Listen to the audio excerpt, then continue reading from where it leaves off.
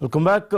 భారత్ చర్యలకు సంసిద్ధమవుతున్న తరుణంలో పాకిస్తాన్ విషయంలో కొన్ని చర్యలు ఇప్పటికే తీసుకున్న నేపథ్యంలో ఉగ్రవాదులు రెచ్చగొట్టే కామెంట్స్ చేస్తున్నట్లుగా తెలుస్తుంది. పాక్కు నీళ్లాపితే శ్వాస ఆపుతామంటూ లష్కరే తోయిబా సంచలన వ్యాఖ్యలు చేసింది. లష్కరే తోయిబా నేత మసూద్ ఈ నేపథ్యంలో రెచ్చగొట్టే వ్యాఖ్యలు చేస్తున్నట్లుగా తెలుస్తోంది. ఓవైపు పాక్ ప్రేరేపిత ఉగ్రమూకలు పాల్పడినటువంటి ఘాతుకానికి భారత్ ఇప్పటికే చాలా తీవ్రంగా ప్రతిస్పందిస్తోంది. ఈ నేపథ్యంలో పాకిస్తాన్కు వెళ్లాల్సిన సింధు నది నీళ్లకు సంబంధించినటువంటి అగ్రిమెంట్ను కాల్ ఆఫ్ చేసిన నేపథ్యంలో ఇప్పుడు పాకిస్తాన్లో ఉన్నటువంటి ఉగ్రమూకలు రెచ్చగొట్టే కామెంట్స్ మరింత పెద్ద ఎత్తున చేస్తున్నాయి. ఈ అంశానికి సంబంధించి మీరు నీళ్లు ఆపితే మేము శ్వాస ఆపుతాం అంటూ కామెంట్స్ చేసినట్లుగా తెలుస్తోంది.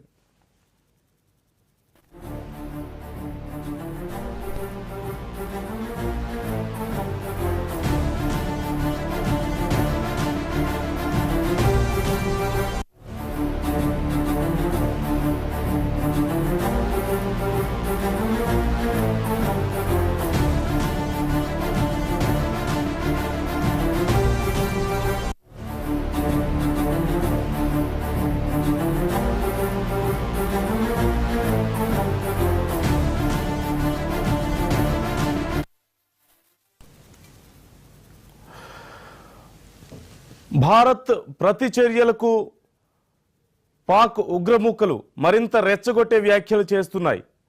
మీరు నీళ్లాపితే మేము శ్వాస ఆపుతామంటూ లష్కరే తోయిబా సంచలన వ్యాఖ్యలు చేసినట్లుగా తెలుస్తోంది. పూర్తి సమాచారం మా ప్లానింగ్ ఎడిటర్ సురేష్ గారిని అడిగి తెలుసుకుందాం. సురేష్ గారు, ఉగ్రముక్కలు మరింత రెచ్చగొట్టే ప్రయత్నాలు చేస్తున్నట్లుగా తెలుస్తోంది. అసలు ఏం కామెంట్స్ చేస్తున్నారు, డీటెయిల్స్ ఏంటి?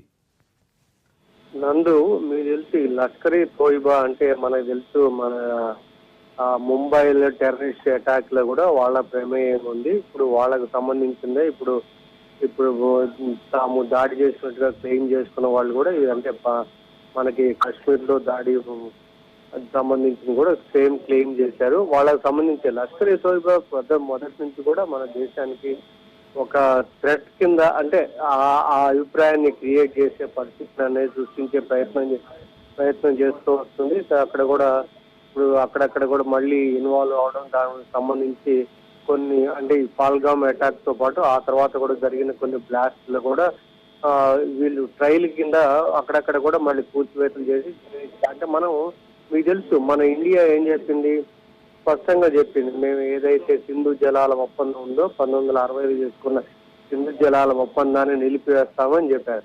సో దాన్ని పాకిస్తాన్ రిటాలియేట్ చేసి ఇది ఒక రకంగా యాక్ట్ ఆఫ్ వార్ అంటే యుద్ధం ప్రకటించినట్టుగానే అని చెప్పని పాకిస్తాన్ కూడా దానికి తక్కువ కాదు, మేము అందుకంటే మేము వెనకాడే పరిస్థితి లేదు, మేము కూడా ఇది అంటే ఇదంతా కూడా పాకిస్తాన్ ప్రేరేపితం. ముందు మీరు ఉగ్రవాదాన్ని అరికట్టిన ఉగ్రవాదాన్ని చేయండి అని చెప్పి చేస్తున్నప్పుడు కూడా అయితే పాకిస్తాన్ డినై చేసింది. అంటే దీనికి అటాక్ కి దీనికి మాకు సంబంధం లేదని చెప్పినప్పుడు కూడా మన దేశంగానే ప్రధానమంత్రి నరేంద్ర మోడీ గారు చాలా స్పష్టమైన సందేశాన్ని పంపించారు. ఎవరైతే ఈ అటాక్ లో పాల్గొన్నారో అంటే అమాయకులైన మనకి వీళ్ళకి అటాక్ మనకి టూరిస్టుల్ని టార్గెట్ గా చేసుకొని ఈ పాల్గామ్ లో జరిగిన అటాక్ సంబంధించి ఎవరైనా కానీ ఎలాంటి వాళ్ళైనా కానీ వాళ్ళని వేస్తాము, వాళ్ళకి ఈ విషయంలో వెనకాడే సమస్య లేదని చెప్పని చాలా స్పష్టమైన హెచ్చరికలు అది కామెంట్స్ కూడా తెలియజేశారు. దానికి రిటాలియేషన్ గా ఇప్పుడు ఈ లష్కరే తోయిబా వాళ్ళు అక్కడక్కడ కూడా మళ్ళీ